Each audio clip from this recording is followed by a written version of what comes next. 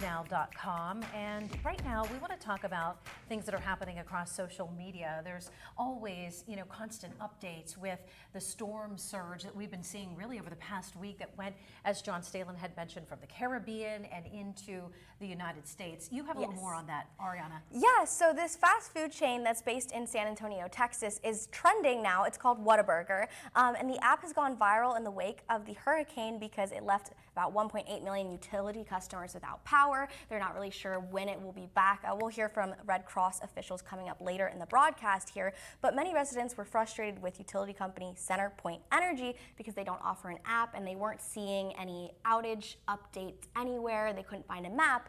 So they noticed that on the Whataburger app, you can kind of see through the pictures there, those orange ones mean that the fast food restaurant is open, the gray ones mean that it's closed, and so they were kind of using it as an outage map and being like, oh, these orange ones must have power and the gray ones must not, and that's why they're closed. Whataburger even responded to one of the various users posting these maps and said, well, there's a use we didn't think of there, but it is important to note that they could be closed for other reasons besides the hurricane. Still indicative of FEMA's famous Waffle House Index, where when hurricanes move through, they base the severity on how many Waffle Houses are open in the region, because if they stayed open, it means that the situation probably doesn't merit sending an emergency crew. Right, so very similar to that, and I think it's kind of interesting because this is kind of a Texas-based fast food there, so it's like this is really Texas here.